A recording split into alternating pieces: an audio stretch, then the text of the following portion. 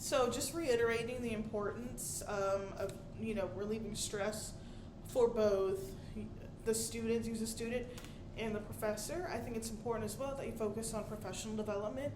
Professional development is known as, it's just a tool that you use to advocate for yourself, to gain back also from your community, and it's just an important aspect of growing up in the college process, which eases the tension in relationships with college professors as well as just peers.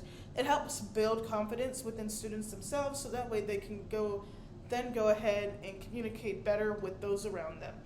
So students currently don't know enough about advocating for themselves in the form of professional development. They don't know how to properly address professors in emails and just talking to other people. They don't know how to advocate themselves for businesses, how to showcase their best skills, as well as receive information properly because they are just uneducated in this aspect.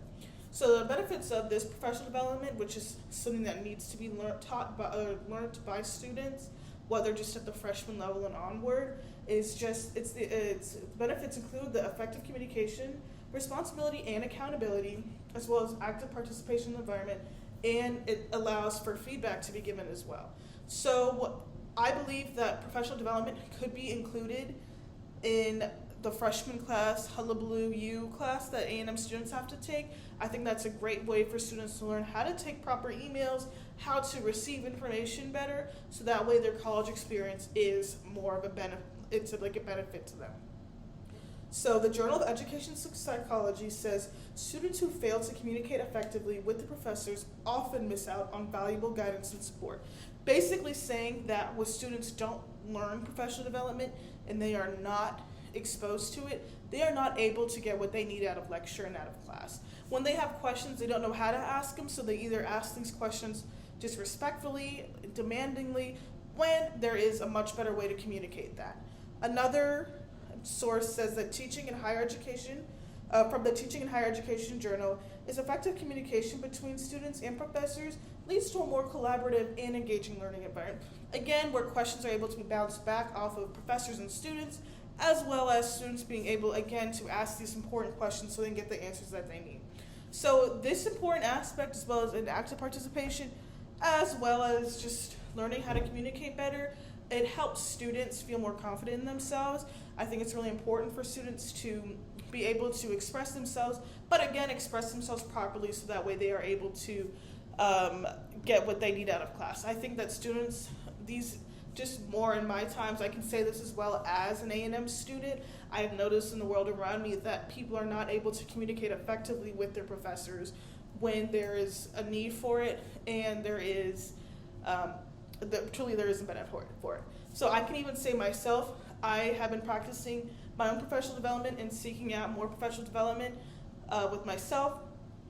Even in high school, I've always been one to send emails properly with a classic good morning, and it makes it even easier at A&M by simply stating in an email howdy before going into the email.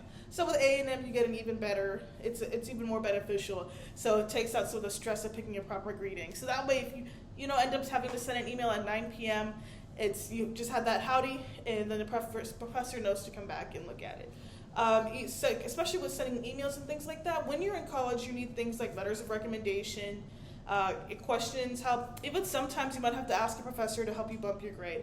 No professor is going to want to bump your grade if you are not giving them the respect that they deserve as well with that. If I'm just going to go, if I have no respect for my professor, I would just email them and say, I need you to bump my grade up. They're obviously not going to do it. So a proper way for me to do that here as an example is, howdy, Professor so-and-so. My name is Jordyn Miller in your Com 203 class. I've been working really hard here on my things, and by building that relationship in the past, I'm able to say, is there any way that I can get help in this unit? I'm struggling, or I'm just a few points shy of what I need, and I'm able to word my email like that and word it properly because I've established rapport with my professor through my skills in professional development. Professional development is, though like a big word, and you think for like careers and things like that, it starts in college and starts even before that. Professional development is what makes you important in college, what makes you stand out as well. And overall, it is just something that students need to learn, just so that they know that they can communicate well with others. By prioritizing professional development, we can build strong relationships with our professors, which leads to a more supportive and academic environment, which lowers the stress of students and professors, which again creates a better environment, because no one wants to go to school when it's evident that the professor is stressed and where the student is stressed beyond just the classic school level. By creating a good relationship where communication is able to happen back and forth through things like professional development, students can understand better and professors can understand better where students are coming from and just build a good relationship. So this is just another way that we can, as students and as professors, relieve stress in an A&M environment to do well in school.